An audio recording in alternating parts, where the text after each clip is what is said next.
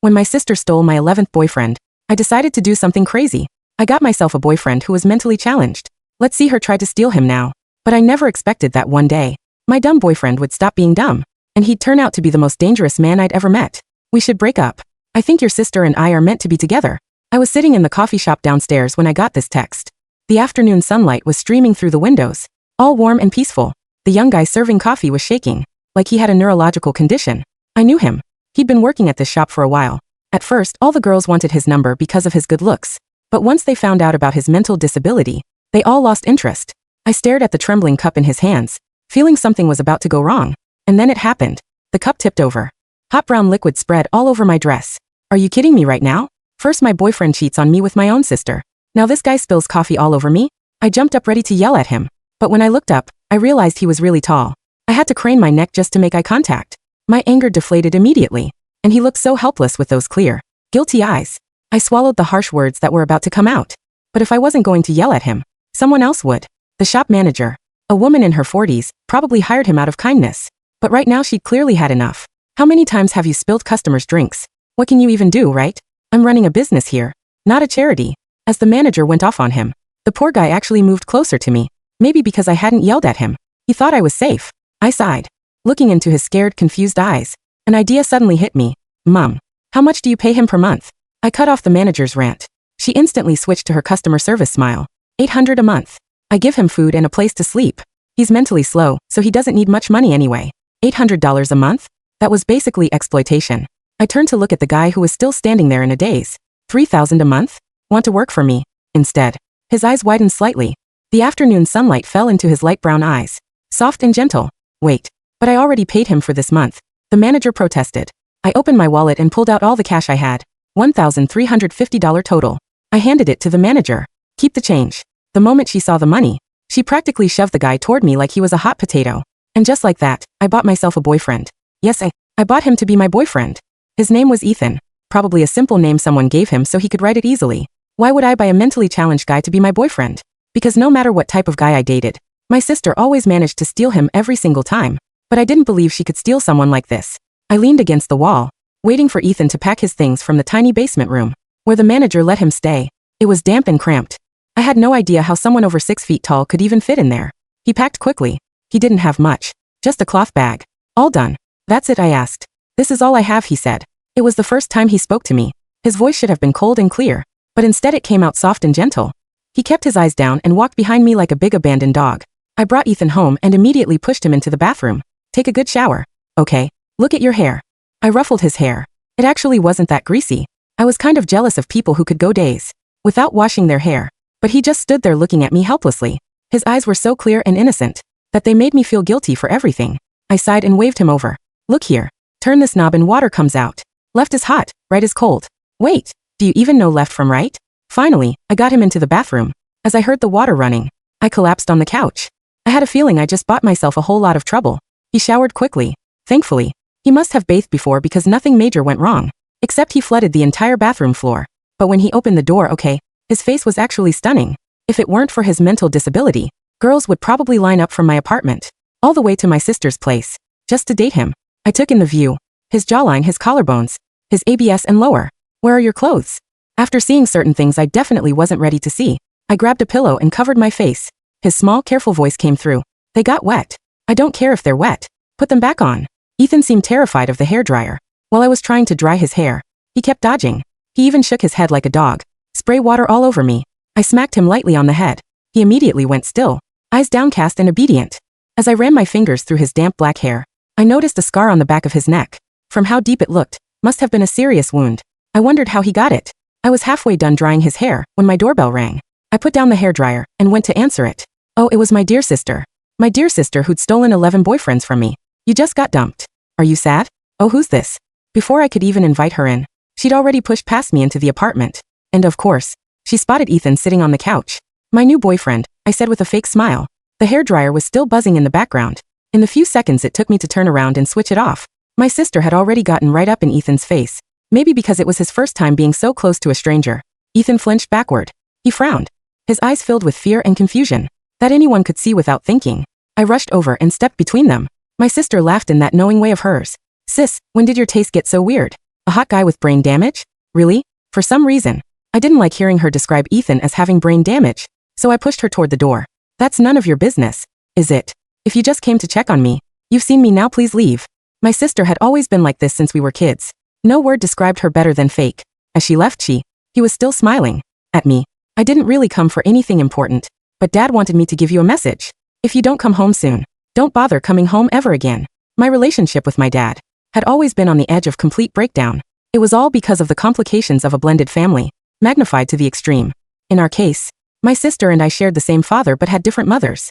My stepmom was my dad's first love. She was the spoiled, domineering type who couldn't stand my existence.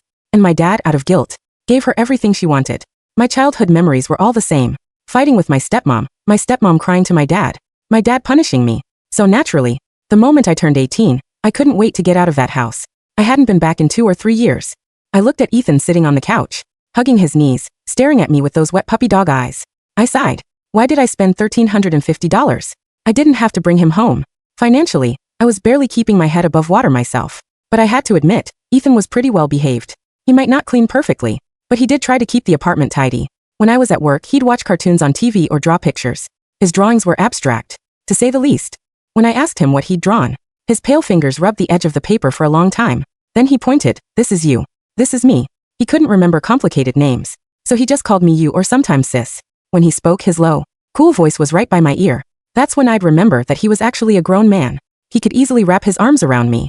He could easily do things to me, even though his expression was innocent and his eyes were clear, like he'd never do anything bad to me. That night we had the biggest thunderstorm in months. Wind held. I lived on a high floor, so when it blew through the windows, it sounded like a wild beast roaring. Usually Ethan slept on the pull-out couch in the living room, and I slept in the bedroom. After a deafening crack of thunder, I heard something shatter in the living room. I jumped out of bed and ran to check. Sure enough, the vase on the coffee table had broken, and Ethan was nowhere to be seen on the couch. As I fumbled for the light switch, I spotted a figure huddled in the corner. I flipped the switch. The lights didn't come on. The power had been going out randomly these past few days. Combined with the storm, the electrical system must have failed. Again. It only walked toward the trembling shadow curled up in the corner. "Hey, it's okay. Don't be scared. It's just thunder." I reached out to pat him, but then I realized something. Maybe he wasn't scared. He was holding something back. Another crack of thunder sounded behind me. A second later, lightning lit up the entire room in white. I only caught a glimpse of his reddened eyes before he lunged at me, pinning me to the floor. The weight of him was suffocating. I gasped, my back hitting the cold hardwood floor. Lightning flashed again, illuminating Ethan's face hovering inches above mine. His eyes weren't innocent anymore. They were dilated, feral. His breathing came in ragged, panicked gasps. "Ethan," I shouted, trying to push him off. "It's me. Stop." He didn't seem to hear me. His hands gripped my shoulders so hard I knew there would be bruises tomorrow. He wasn't attacking me.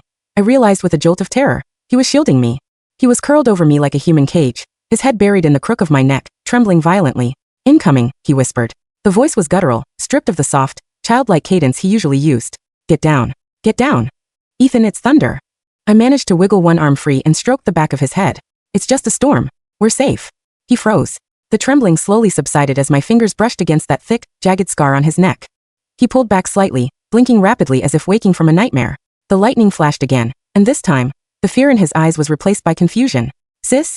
he whimpered, reverting to the Ethan I knew. "Scared. Loud noise." "I know," I said softly, my heart still hammering against my ribs.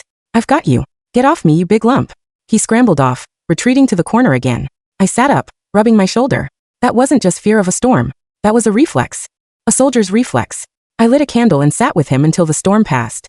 He fell asleep with his head on my lap, clutching my pajama pant leg. I looked at his peaceful face, the sharp jawline softened by sleep, and wondered who exactly I had brought into my home. 2 days later, my sister, Clara, showed up again. This time, she wasn't alone. She brought her new boyfriend, my ex, Jason. They sat on my couch while Ethan served them water, his hands shaking slightly. "So," Clara smirked, sipping her water, "Jason and I were thinking of going to the family reunion this weekend. Dad really wants you there. And brings him." She gestured dismissively at Ethan. "Why?" I asked, eyeing Jason, who had the decency to look at the floor. "Because Dad wants to see how low you've fallen," Clara laughed. "Come on, sis. It'll be fun. Unless you're ashamed of your pet." I looked at Ethan. He was staring at the floor, trying to wipe a drop of spilled water with his sleeve. "I'll be there," I said coldly. "And Ethan is coming with me." Clara's eyes glinted. "Perfect. Oh, and Jason? Tell her the news." Jason cleared his throat. "We're engaged." I felt a pang, but it was surprisingly dull. "Congrats. You deserve each other." After they left, I turned to Ethan. "We're going to a party, Ethan. You have to be good. Can you do that? He nodded vigorously. Good. I be good. I bought him a suit. It was cheap off the rack, but on him, it looked like Armani. When he walked out of the dressing room, the salesgirl dropped the tie she was holding. You look handsome, I told him. He smiled, a genuine, blinding smile that made my chest ache. For you. My father's house was a mansion in the suburbs, a testament to his gilt money. The lawn was perfectly manicured, much like my stepmother's face. When we walked in, silence fell over the living room. My relatives, a collection of vultures in expensive clothes, stared. Is that him? My cousin whispered loudly. The retard. I squeezed Ethan's hand. Ignore them. My father descended the stairs, looking stern. You actually brought him. You invited us, I said, holding my chin high. Dinner was a disaster waiting to happen. Clara sat across from me, Jason by her side. She kept making snide comments, asking Ethan complex questions about politics or the stock market, enjoying his confused silence. So Ethan, Clara smiled sweetly. What do you do for a living? Besides mooching off my sister? Ethan looked at his plate. I clean tables. The table erupted in polite, cruel laughter. Enough. I slammed my fork down. He works hard. Unlike you, Clara, who hasn't worked a day in her life. At least I don't date defectives, she spat. Suddenly, a loud crash came from the kitchen. A waiter had dropped a tray. Ethan flinched. His fork flew out of his hand and embedded itself in the wall, inches from Clara's head. The room went dead silent. The fork vibrated in the plaster. It had been thrown with terrifying precision and speed. Clara turned pale, staring at the utensil that had almost skewered her ear. Ethan looked at his hand, then at me, his eyes wide with panic. Slipped. Hand slipped. My father stood up. Get out. Both of you. I grabbed Ethan and dragged him out. My heart was racing. That wasn't a slip. That was a warning shot. Over the next few weeks, Ethan changed. The dumb moments became less frequent. I'd catch him reading my books, complex novels, not picture books. I'd find him doing push-ups in the living room, hundreds of them, with perfect form. One night, I came home late from work. I was walking down the alley to my apartment building when 3 men stepped out from the shadows. Hand over the purse, sweetheart. One sneered, pulling a knife. I froze. Take it. Maybe we take more than the purse. Another laughed, grabbing my arm. Suddenly, a shadow detached itself from the fire escape above. It landed silently behind them. Let her go. The voice was deep, cold, and commanding. It was Ethan's voice, but not Ethan's tone. The thugs turned. Who the hell are you? Ethan didn't answer. He moved. It was a blur. A sickening crack of bone, a pained yelp, and then silence. In less than 10 seconds, all 3 men were on the ground, groaning or unconscious. Ethan stood over them, his chest barely rising. He looked at his hands, then at me. The coldness in his eyes vanished, replaced by the familiar puppy dog fear. Cease. Bad men hurt you. I stared at him. Ethan, who are you? He looked away. Ethan. Just Ethan. Drop the act, I whispered, stepping closer. You're not slow. You never were. He didn't answer. He just picked up my purse, dusted it off, and handed it to me. Hungry. Dinner. See, I couldn't let it go. I started digging. I took a photo of his scar while he slept and ran it through reverse image searches. Nothing. Then I remembered the manager mentioned he had no ID. I called a friend of mine in the police force. I need a favor. Run a fingerprint for me. I got the print off a glass Ethan used. 2 days later, my friend called me. Where is he? His voice was tense. Who? The guy belonging to these prints. Get out of the house, Sarah. Now. Why? Who is he? His name isn't Ethan. It's Subject 4. Or at least, that's what the military files call him. He was part of a Black Ops program. Experimental cognitive enhancement and combat training. He went MIA 2 years ago after a mission in Syria went south. They thought he was dead. My phone slipped from my hand. I turned around. Ethan was standing in the doorway of the bedroom. He was leaning against the frame, arms crossed. His posture was different. Confident, lethal. You found out, he said. No estute. No soft voice. Who are you? I asked, backing away. My name is Gabriel, he said, walking slowly toward me. And I'm sorry you had to get involved in this. You lied to me. For months. I was hiding, he said, his eyes sad. The injury to my head. It was real. For a while I really was just Ethan. My memory was fragmented. But it started coming back. The night of the storm. The night at the reunion. So what now? You gonna kill me? He stopped inches from me. He reached out and tucked a strand of hair behind my ear. I would burn the world down before I let anyone hurt you. Before we could figure out our next move, the door burst open. It wasn't the police. It was mercenaries. And leading them was Clara. There he is, she shouted, pointing at Gabriel. I told you. My sister was hiding him. I stared at her in horror. Clara? What did you do? I saw the fork in the wall, sis, she sneered. I knew something was off. So I made some calls. Turns out, there's a huge bounty on your pet. Enough to pay off my debts and get me out of this dump. The mercenaries raised their guns. Gabriel, surrender. The leader barked. Gabriel looked at me. Do you trust me? Yes, I whispered, tears streaming down my face. Close your eyes. I closed them. Gunfire erupted. Screams. The sound of breaking furniture. When silence fell, I opened my eyes. The mercenaries were down. Clara was cowering in the corner, clutching her pearls, staring at Gabriel with terrified eyes. Gabriel stood amidst the chaos, unharmed. He walked over to Clara. Please, she sobbed. I'm her sister. That's the only reason you're still breathing, Gabriel said coldly. Leave. If I ever see you again, family ties won't save you. Clara scrambled out the door, abandoning her bounty, her pride, and her sister. We have to go, Gabriel said, grabbing a go-bag he must have packed while I was sleeping. They'll send more. Where? Anywhere. Together. We ran. We spent months moving from city to city, staying in cheap motels, always looking over our shoulders. But strangely, I had never felt safer. Gabriel taught me how to fight, how to shoot, how to disappear. One night, sitting by a fire in a remote cabin in the mountains, I looked at him. Do you miss it?